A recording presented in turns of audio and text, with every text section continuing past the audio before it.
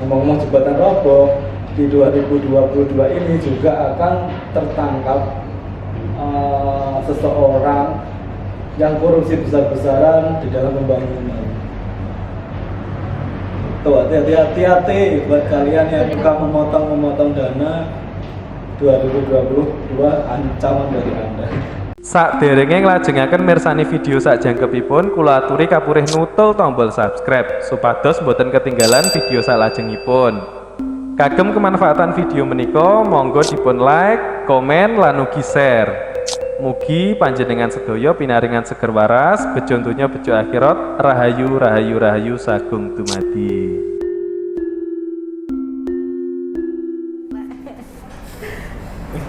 Oke, wis. Alhamdulillah Mas Tigor bisa bertemu kembali. Mbak Desi. Assalamualaikum para kadang Piper. Kita berjumpa lagi dengan Mas Tigor dan Mbak Desi. Ini ngomong-ngomong tentang, jadi ada cerita keluarga yang ditinggal mati.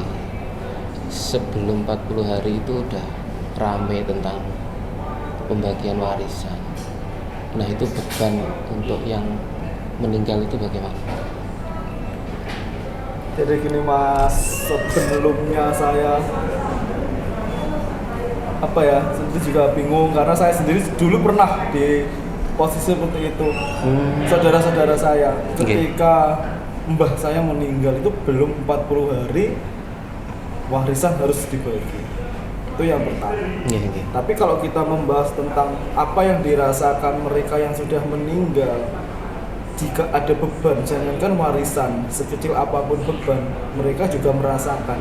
Makanya dari itu gini, kalau ada orang meninggal, ditanyakanlah ke orang sekitarnya apakah beliau ini punya tanggungan. Seandainya punya hutang ya, yang hidup ini melunasinya. Ini lebih bagus daripada kita mempermasalahkan warisan tinggalan seseorang yang sudah berpulang, karena hal tersebut akan menjadi beban di dalam tubuhnya sendiri. Seakan-akan, wah, aku ada urusan dunia yang belum saya selesaikan. Karena saya melihat nggak hanya sekali, dua kali, nggak hanya satu keluarga, beberapa keluarga pun Pak. Mungkin dari si pendengar kalian pernah di posisi seperti ini, pernah mengalaminya. Misalnya orang tuanya habis meninggal, terus anak sama anak saling berantem dan berebut tinggalan itu.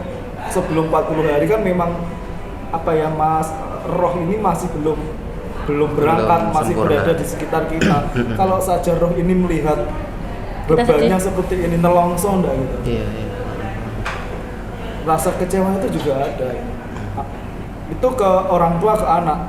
Apalagi yang saat ini kita melihat, apalagi seorang anak yang meninggal tapi yang berebut malah orang tuanya.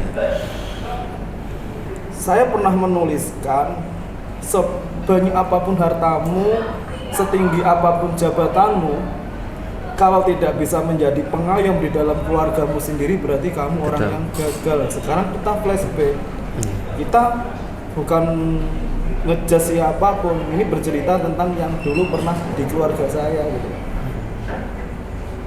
Bebannya itu memang benar-benar beban. Jadi pengaruhnya untuk keluarga yang hidup sendiri bagaimana? Atau mungkin kehidupannya? Kalau bisa ya sadar. Sekarang apa toh? Orang datang ke dunia ini membawa apa? Tidak membawa apa-apa.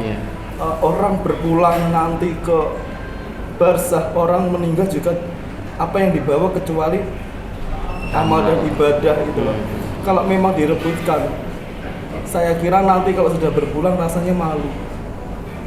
Jadi nggak berkah ya. Iya, kita merebutkan yang bukan keringat kita. Kita merebutkan sesuatu yang bukan menjadi hak kita. Ya kalau yang mempunyai ini ikhlas, kalau enggak ikhlas. Iya. Apalagi hartanya mungkin dari tidak halal atau gimana ya. Ya gitu. Terus kita juga melihat gini, perjuangan seseorang yang mencari harta tersebut. Apakah si orang yang merebutkan ini juga ikut berjuang? Itu pertanyaannya. Semasa hidupnya beliau berjuang mati-matian mengumpulkan, mereka cuek. Begitu beliau berpulang, kenapa kok mereka saling berbondong-bondong, ini hakku, ini hakku, ini hakmu, ini hakmu. Ini yang perlu digarisbawahi untuk kita sendiri. Ayo kita lah sadar gitu. Karena apa? Orang hidup di dunia maksimal berapa? 80 tahun. 60 lah. 80 tahun, 60, 70 gitu.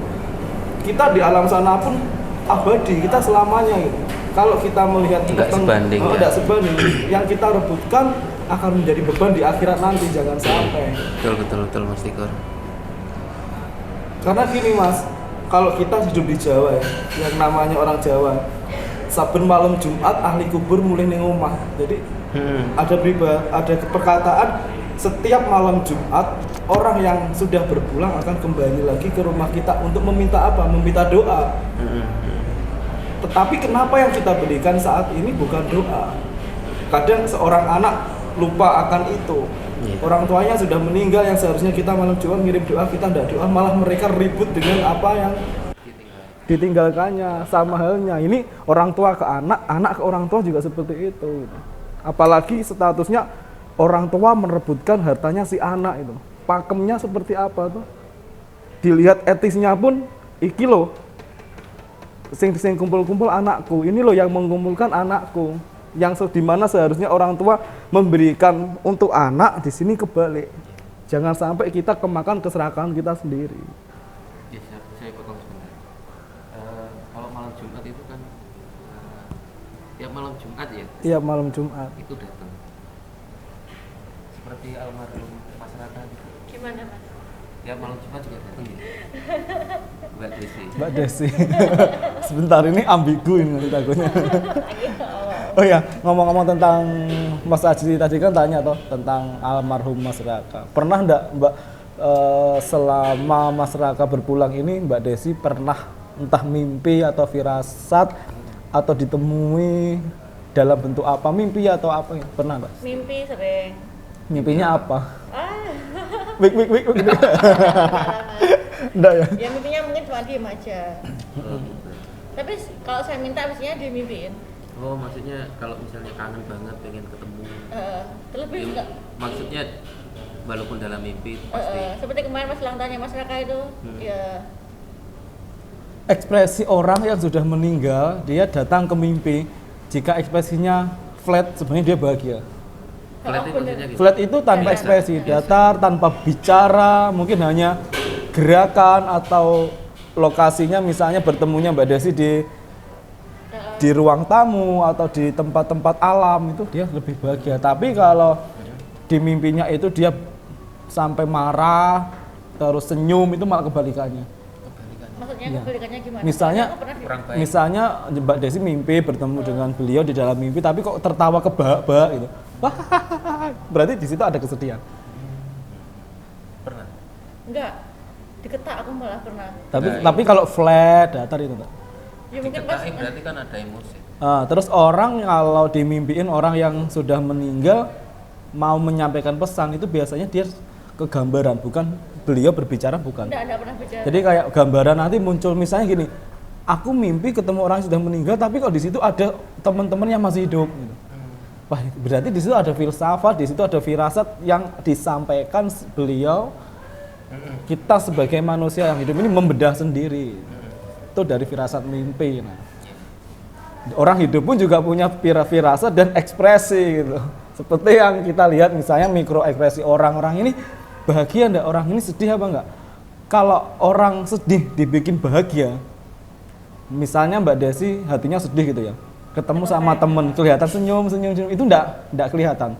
Tapi kalau dia bahagia dibikin sedih, itu kelihatan sekali. Sama seperti kemarin saya lihat beberapa YouTube, ada beberapa channel, ada orang menyampaikan kesedihannya, tetapi kok mikro ekspresinya dia bahagia. Ini yang harus dipertanyakan.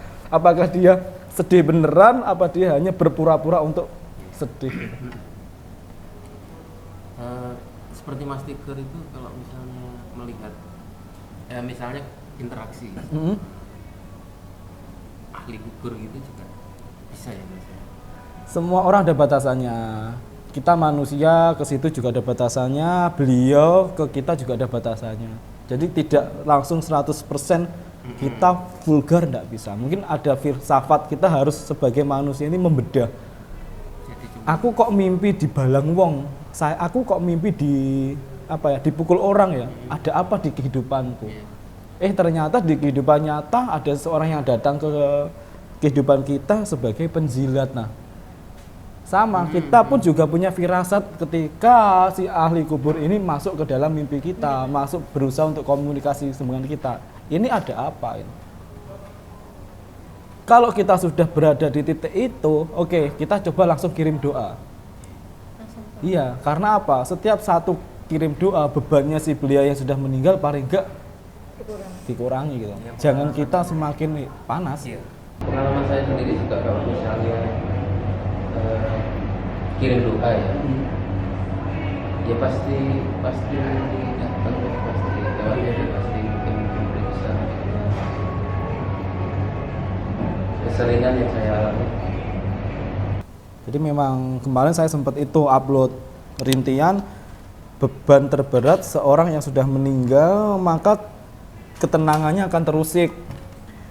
Jika sanak saudaranya di dunia masih ribut dan melibatkannya, maka rohnya akan menangis sepanjang waktu dan kesakitan. Dan itu sebaiknya bagaimana Mas Tigor menurut jenengan?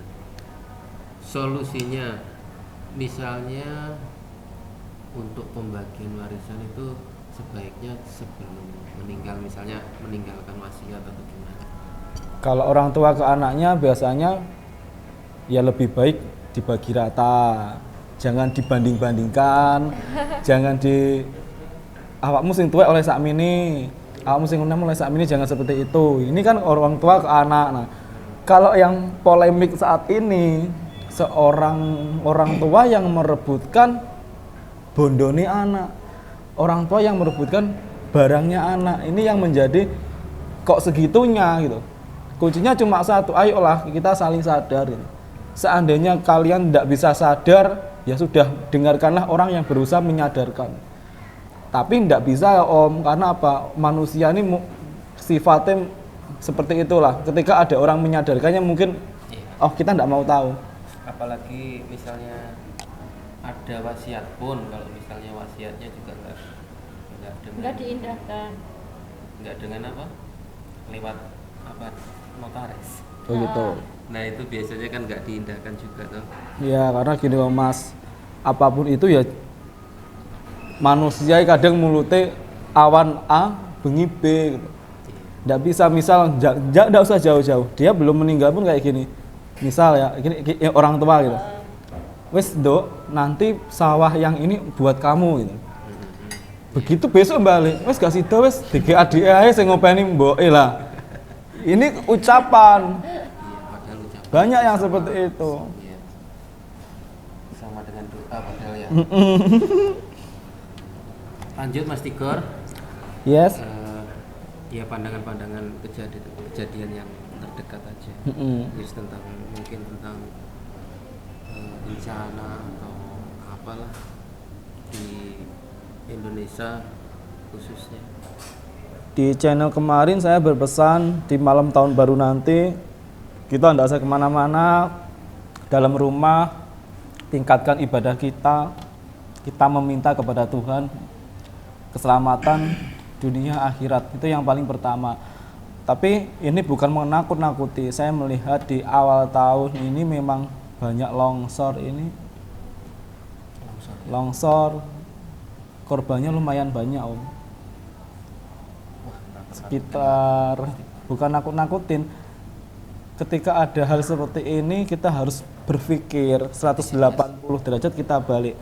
Ketika ada orang, nanti daerahmu rawan longsor, mau tidak mau kita harus evaluasi. Itu nggak bisa ditolak. Nggak bisa ditolak. Kita mau tidak mau harus evaluasi.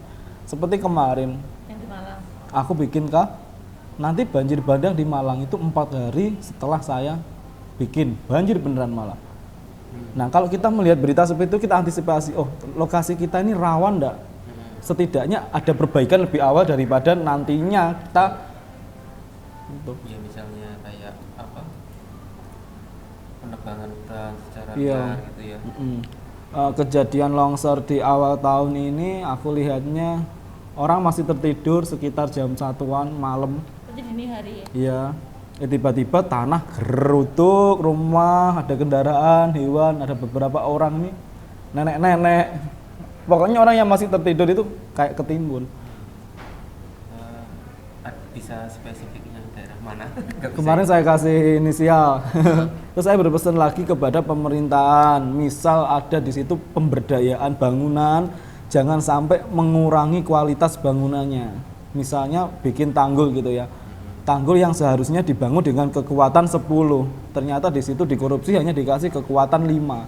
Akhirnya apa? Mau ndak mau tanggul ini tidak akan pernah bisa menahan.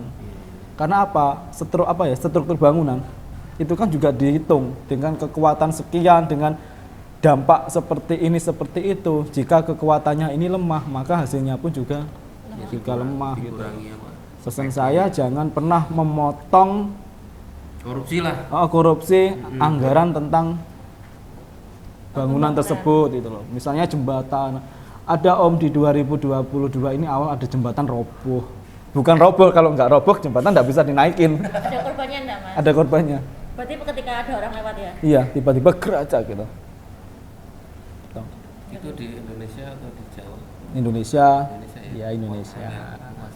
Ngomong-ngomong jembatan roboh, di 2022 ini juga akan tertangkap seseorang yang korupsi besar-besaran di dalam pembangunan. Itu hati-hati buat kalian yang Ini masih berlanjut ya yang masalah koruptor. suka memotong dana. 2022 ancaman bagi Anda. Terus ada lagi Mas Tikur yang terdekat. Terus ini, gambar ini Mas.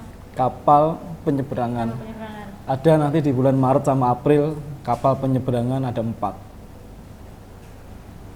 Di daerah dekat kita 2. Yang kemarin? Kemarin Di daerah dekat kita ada 2. Di luar apa? dekat kita satu. Bukan Jawa itu juga ada 2. Penyeberangan juga. Penyeberangan. Terus ada lagi Mbak Desi dilanjut.